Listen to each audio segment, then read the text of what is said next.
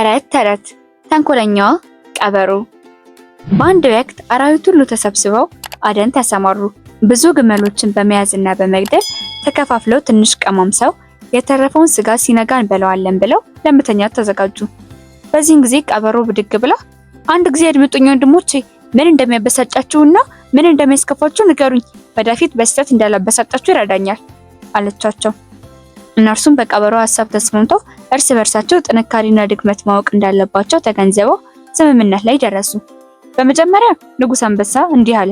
እኔ ብዙም የምጠላው ነገር የለኝም፣ ነገር ግን ሌሊት መተኛት አይቻልም። እኔ በደንብ የምተኛው ጠዋት ላይ በመሆኑ ምንም ድምፅ መስማት አልወድም ሲል አስረዳ።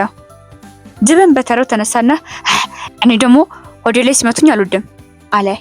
ቀጥሎ ነብር ብድግ አለና እንዲህ አለ። እኔ ብዙም ችግር የለብኝም፣ ነገር ግን ማንም እንዲያስፈራራኝም አተኩሮ እንዳያኝም እንዲያፈጥብኝም አልፈልግም አለ።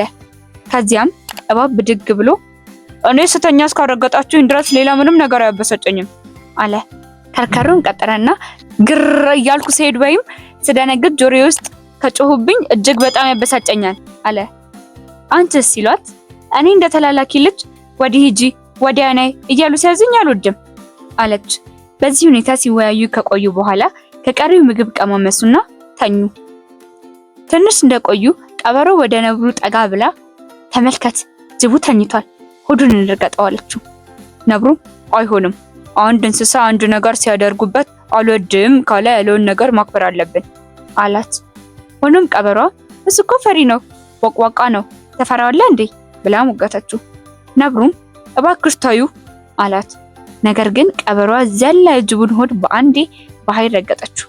ጅቡም ዘሎ በንዴት በመነሳት ከነብሩ ጋር ፊት ለፊት ተፋጠጠ። እናም ነብሩ የሚያፈጥበትንና የሚያስፈራራውን ይጣላ ነበርና ሁለቱም መጣላት ጀመሩ። ተንከባለው ሄደው ከተኛው አንበሳ ጋር ተጋጩ። አንበሳውም ከእንቅልፉ ስለቀሰቀሱት በጣም ተናዶ በመነሳት ሁለቱንም ደብድቦ ገደላቸው። ከዚያም ሲመለስ ስሮ የነበረውን እባብ በስተት ረገጠው። ጥፍሮቹ እባቡን ገደሉት። ሆኖም ግን እባቡ ቀድሞ አንበሳውን ነድፎ ስለነበረ አንበሳ ወዲያው ሞተ።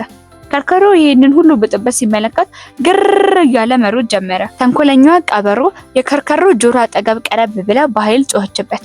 ከርከሮም በድንጋጤው የተነሳ ሲሮጥ ሄዶ ገደል ውስጥ ገባ። በዚህን ጊዜ ቀበሮዋ የተረፈውን ስጋ እስክትጠግብ ድረስ ለብቻው አበላች።